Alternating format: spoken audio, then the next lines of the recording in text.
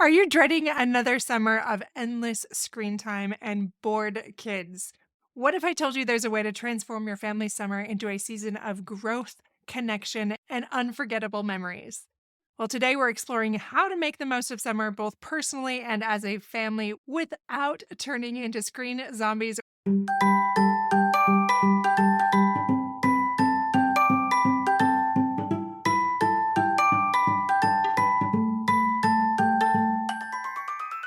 Hey, parents, welcome to Fulfillment Therapy. Do you want to raise your kids better and have a stronger marriage?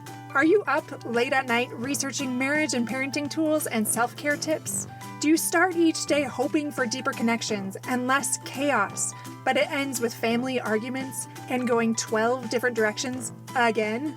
My name's Kendra, wife, mom, therapist, and growth enthusiast. It wasn't until I discovered how to fulfill my unmet needs that I was finally able to show up as my best self as a spouse and parent. I realized that by meeting my needs, I could more fully meet the needs of my family with more energy and less resentment. In this podcast, I teach parents skills like boundary setting, prioritizing personal needs, communication, and claiming ownership. Just like my clients, you'll be shocked by the improvement in your marriage, parenting, and personal life when you focus on fulfilling your important unmet needs. Ready to prioritize yourself so you can quit mentally throat punching people? Then grab those earbuds and head outside, and let's rock and talk.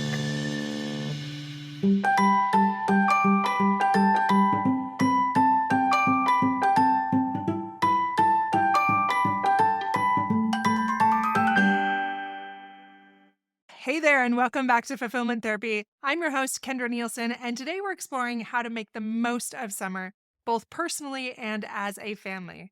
We're going to look at ways to be more present and create those meaningful memories and enjoy that flexible summer schedule without turning into screen zombies or couch potatoes. And I know that's something we are all looking for. I feel like I go back to that every single summer. Like, how can we make this more successful than the last summer? So, I want to start with a story that illustrates the power of unplugging and connection as a family.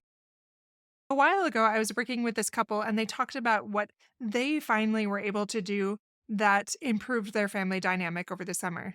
Well, they got rid of their devices for a week-long camping trip, and it was such a positive experience for them. Now, I know what you're thinking. That must have been met with some serious resistance, especially with those teens, or maybe all of them. And you're right, it was really hard for them. Those first couple days, especially, were rough. And the kids were constantly asking for their tablets or the phones, things that they were very used to at home. And even for the parents, it was difficult not to check their emails and go into that mode of just screen, screen, screen. But then something magical happened on the third day. And they told me all about this experience, and it was beautiful as they talked about it.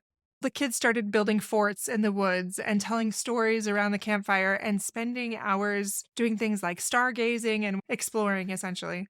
And by the end of the week, this family felt more connected and rejuvenated than they had in years. It was so different than what they had at home.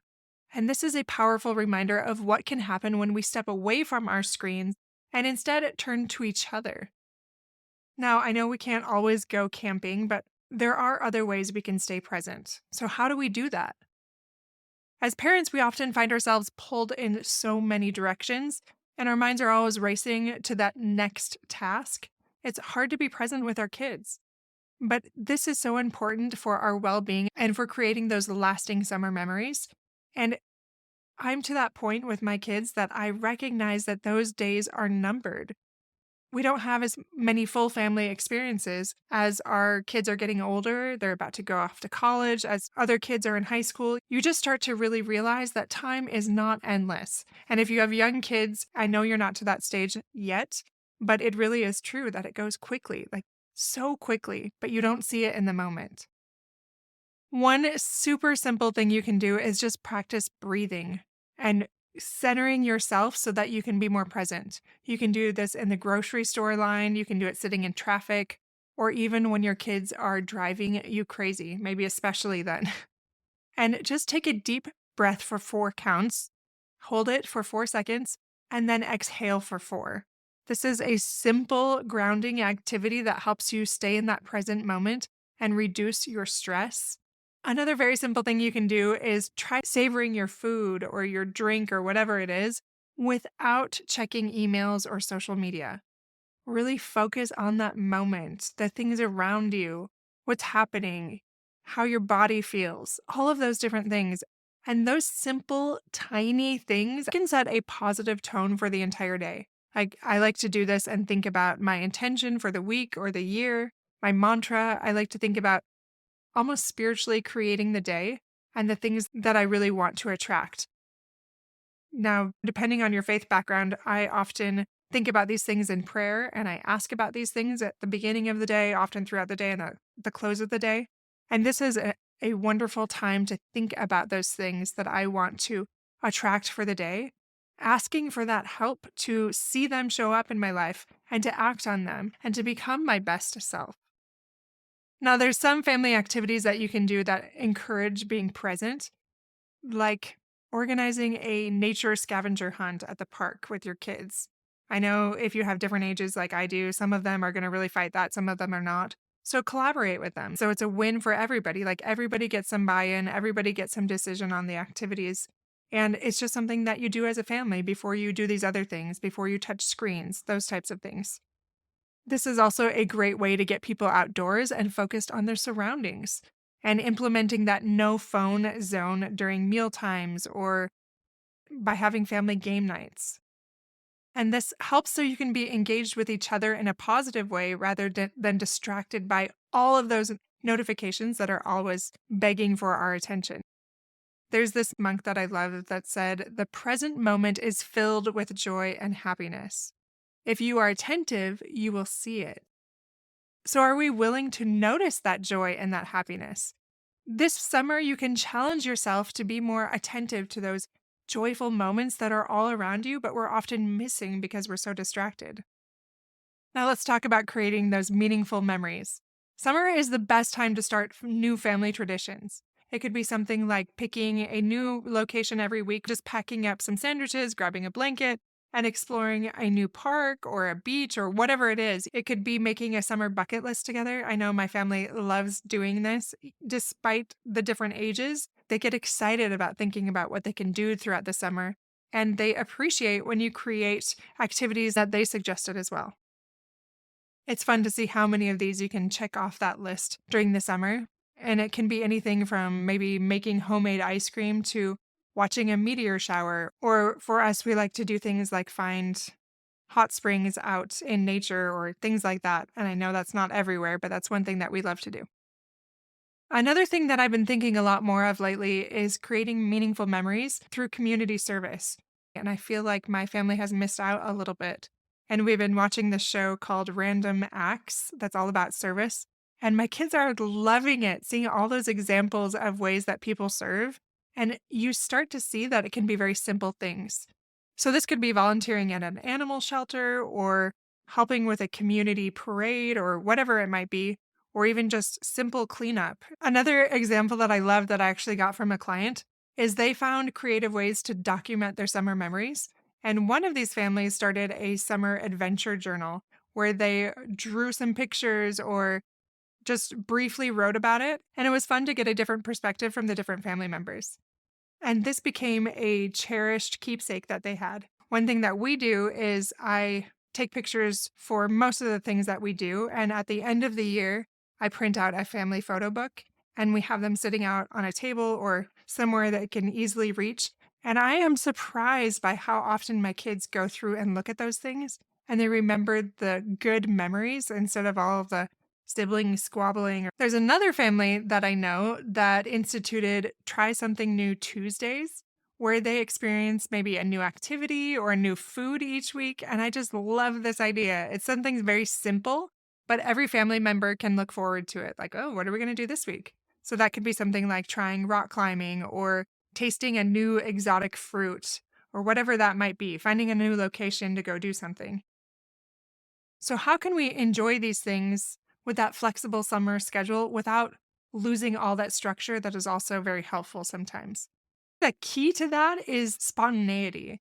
So try maintaining that loose daily routine with general things, but not so tightly packed all the way.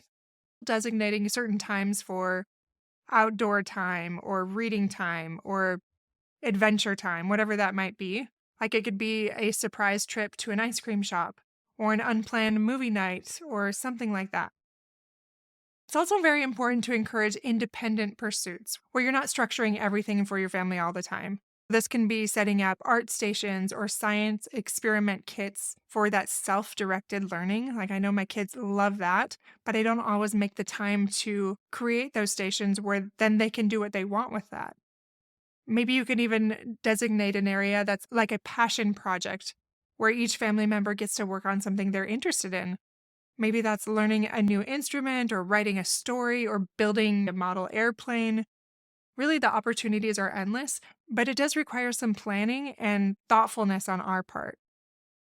Nora Roberts once said, "The key to juggling is to know that some of the balls you have in the air are made of plastic and some are made of glass."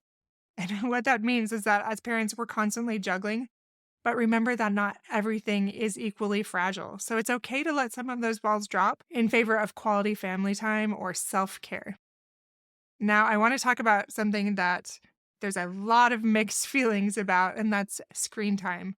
So, in our digital age, we know that screens are not going away, even though sometimes we want them to. And it's all too easy to become screen zombies. And I am not just talking about your kids because you know, first and foremost, that you are guilty of that as well, becoming a screen zombie or a couch potato. But there's ways to avoid this. Start the summer by setting clear screen time limits and get into the habit of doing things. Like, for example, each night we unplug our internet at a certain time. We just started doing that because all these things were happening where people were using screens. And then what I want to start doing more and more, but I forget to, is also putting away any of the other devices into our bedroom so that we get in the habit of not just going to screens right away in the morning, but instead doing those other things that matter most. It's not all about control or anything like that, but it's just getting into better habits that help us feel more fulfilled and remind us to get out and to interact and to do things that encourage creativity and help us become our best selves. Remember, if you are removing those screens, it's important to create alternative options. You can't just take them away and say, figure it out. It's important to give them other options, like I talked about with those stations. For example, one of my clients wrote a bunch of ideas on a piece of paper and put it in a jar. So if their kids were like, I'm bored, they're like, go check out the jar, see if there's something in there that you'd like to do. It was something called a boredom buster. And they filled up that jar with ideas, and not just the parents, but the kids did that as well. Some examples for that could be like chalk art or playing outside with water or obstacle courses or whatever that might be, a picnic. There's one family that I worked with that implemented something called a tech token system, where the kids earn tokens for completing summer learning activities or different things like that, and they can redeem that for screen time later. Then it turns screen time into a privilege rather than that default activity. Anna Lamont said this: almost everything will work again if you unplug it for a few minutes, including you. I may have shared that one before. I really like that quote, but we also need practice unplugging. So don't be afraid to unplug both your devices and yourself. It's important to be able to find ways to relax that don't involve a screen. And lastly, let's talk about nurturing those family connections during the summer months. It's important to stay connected and not just simply be off screens, but actually engaging in a positive way. I think I've shared this one before, but it's a variation of one that I've done, but it's something called Rose, Bud, and Thorn. And you can do this at dinner time where you share the rose or the good thing of the day, and the bud is something they're looking forward to. And then the thorn is a challenging part of their day. And this is just a very simple way you can tune into each other's lives at the close of the day and interact a little bit more rather than just go, go, go, or everybody's off doing their own thing, especially if you have slightly older kids. Another thing you can do that we really enjoy doing in our family is planning one on one time with our kids, or those mommy daughter date nights, or those mommy son date nights, or vice versa. You know what I mean? and just have a rotation. And my kids look forward to that. That's one of their favorite things to do during the summer because we have more flexibility for that. And they really enjoy it, especially if you give them opportunities to plan some of those activities and they don't have to be elaborate or involve money. So let's wrap up some of those things that we talked about really quickly. Prioritize presence through mindfulness and device-free activities and create more meaningful memories with new traditions where you can share those experiences. Balance that structure as well as that spontaneity in your summer schedule while you have the flexibility. Limit that screen time, but also provide alternative activities that are more fulfilling. My friends, we are not looking for perfection here. We are just looking to make this summer better than the last with a few different ideas that can transform your summer. So I encourage you to use one of these examples, maybe two of them, to change your summer for both you and your family member. And just soak up that sun and make the most of this opportunity you have because you don't know how many summers you have left together. So live life fully because tomorrow is never guaranteed. And I know that firsthand. Enjoy your summer and hopefully the greater flexibility that you have with your family. And I'll be here every Monday and Thursday with new episodes. You can find all the ways to reach us in the show notes on Instagram, on Facebook, in our blog posts. And we have 2 new ones each week, as well as 2 new podcast episodes each week. So check us out there, and we will see you back here in just a few days.